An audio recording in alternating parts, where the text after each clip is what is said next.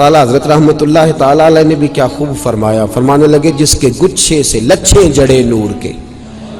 گچھے سے لچھے جڑے نور کے، ان ستاروں کی نسبت پہ لاکھوں سلام، اور ان کی باتوں کی لذت پہ بے حد درود، ان کے خطبے کی ہیبت پہ لاکھوں سلام۔ نبی پاک صلی اللہ علیہ وسلم کے پاس جو خوبصورتی تھی اور سرکار دو عالم صلی اللہ تعالی علیہ وسلم کے چہرے پر جو نور چھلکتا تھا اور جو پاکیزگی ظاہر ہوتی تھی، حضرت سیدنا کعب بن مالک رضی اللہ تعالیٰ عنہ فرماتے میرا یہ خیال تھا کہ حضور کا چہرہ چاند کا ٹکڑا ہے، حضور کا چہرہ۔ حضرت ابو ہریرہ رضی اللہ تعالیٰ عنہ کی روایت ساتھ امام زرقانی لائے، کہنے لگے حضرت ابو ہریرہ کی بات بھی سنو، وہ کہتے چاند کا ٹکڑا نہیں تھا، بلکہ رسول کریم صلی اللہ علیہ وسلم کا چہرہ دیکھتے تو لگتا تھا کہ چاند سورج تو طلوع ہی حضور کے چہرے سے خیرات لیتے ہوتے، حضور کے چہرے میں چمکا کرتے تھے۔ ادھر حضرت جابر بن سمرہ رضی اللہ تعالیٰ عنہ بولے اور وہ کہنے لگے تم دونوں کی رائے اپنی جگہ، میں گیا تھا ایک دن محبوب کریم سے ملنے، اور نبی کریم علیہ السلام آرام فرماتے، سرخ ہلے دار چادر حضور نے اوڑھ رکھی تھی، 14ویں رات کا چاند بھی چمک رہا تھا۔ فرماتے ہیں میں وہاں کھڑا کبھی چاند دیکھتا، کبھی چہرہ مصطفیٰ دیکھتا، کبھی دیکھے نا یہ چیزیں کتنا دین کا حسن ہے کہ صحابہ کرام علیہم رضوان ان کے تذکرے کر رہے ہیں، ان کو بیان کر رہے ہیں، اور محدثین کرام ان سے حدیثیں لے کر جرح کر کے اس پر بحث کر کے ان حدیثوں کو جمع کر کے امت تک پہنچا رہے ہیں۔ آج لوگ اس عنوان کو چھوڑ گئے ہیں، لوگوں نے یہ تذکرہ ہی کرنا چھوڑ دیا ہے۔ حضرت سیدنا جابر بن سمرہ رضی اللہ تعالیٰ عنہ فرماتے ہیں میں کبھی چاند دیکھتا، کبھی چہرہ مصطفیٰ دیکھتا، فرماتے میں دیکھتا رہا اور بالآخر میں نے یہ فیصلہ کیا چاند سے تشبیہ دینا یہ بھی کوئی انصاف ہے، چاند تو ہے داغدار میرے آقا کا چہرہ صاف ہے۔ فرماتے ہیں میں نے فیصلہ کیا کہ نبی پاک کا چہرہ چاند سے بھی زیادہ حسین ہے۔ میرے دوستو، میرے جوانوں، یہ عشق مجازی کا دور ہے، اور آپ سوچ نہیں سکتے کہ آگ کتنی گہری لگ گئی ہے۔ سوچ بڑے بڑے معزز گھروں تک یہ آگ آن پہنچی، بڑے بڑے معزز، اور آپ 2015 گزر رہا ہے تو تجزیے آ رہے ہیں، صرف پنجاب میں ان لوگوں کی تعداد لاکھوں میں ہو گئی ہے جو مرضی سے شادی کرنے لگے، اور آپ کو کبھی ٹٹولنا پڑے۔ میں تو فیس بک استعمال نہیں کرتا، میرے عزیز کرتے، وہ مجھے دکھاتے رہتے ہیں کچھ چیزیں۔ آپ کبھی اس آگ کو ڈھونڈ کر کے دیکھیں تو حسن مجازی پر اشعار اور حسن مجازی کی بات، اور میری ملت کا جوان، چند دن پہلے ایک لڑکا انتقال ہوا تو اس کی اخبار پر تفصیل آئی اس کے مرنے کی، تو کہا وہ عشق مجازی کے چکر میں ایسا کھویا کہ پورے پنجاب میں وہ حسن کا پرستار بن کے پھرا، اور کئی کوٹھوں پہ وہ گیا اور کئی جگہ کی گندگی اس نے سمیٹی، بالآخر اتنا بیمار ہوا کہ قبر کی دیوار تک چلا گیا۔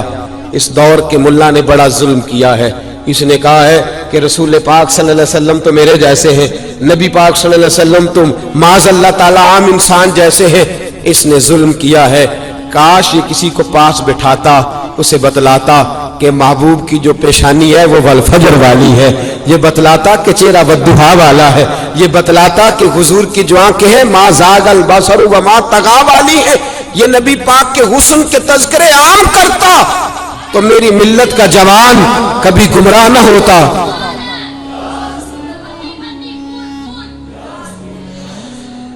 کبھی بھی گمراہی ہماری ملت کے جوانوں کے پلے نہ پڑتی، بلکہ رسول پاک صلی اللہ علیہ وسلم کی حسن کی بات اور حضور سید عالم صلی اللہ تعالی علیہ وسلم سے ملنے کو یہ بے چین رہا۔ دیکھیے نا،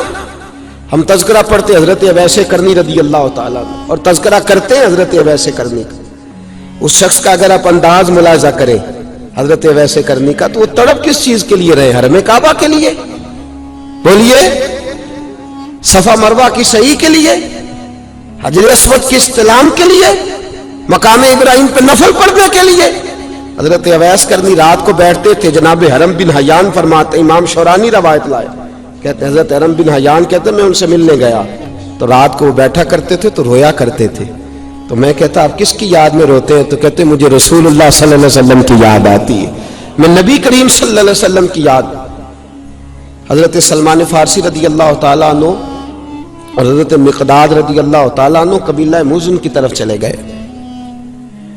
آپ نے نا ایک جگہ پہ بیٹھ کے رسول پاک علیہ السلام کے اخلاق کے حسن کے تذکرے چھیڑ، توجہ میری بات کی طرف رکھیے۔ میں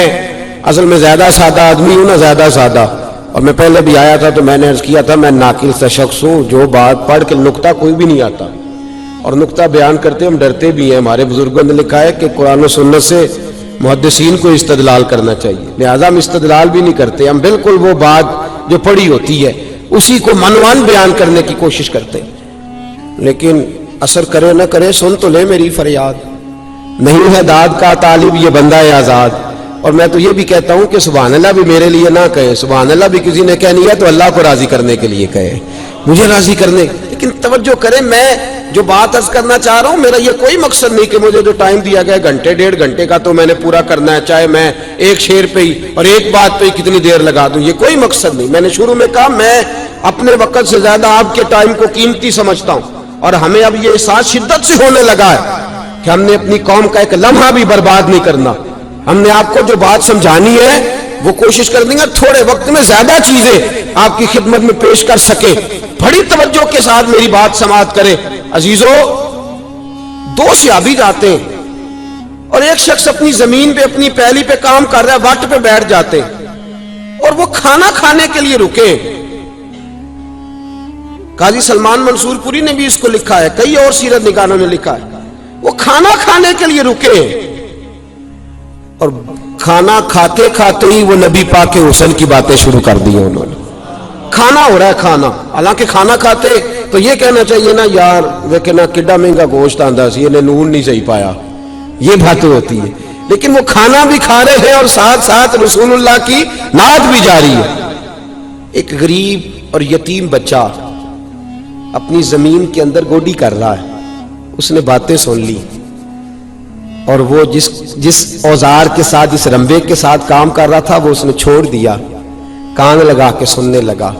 اپنی مرضی سے وہ صحابہ اٹھے، کہنے لگا تم کس کی باتیں کر رہے تھے؟ تو انہوں نے کہا مدینے والے محبوب کا ذکر کر رہے تھے۔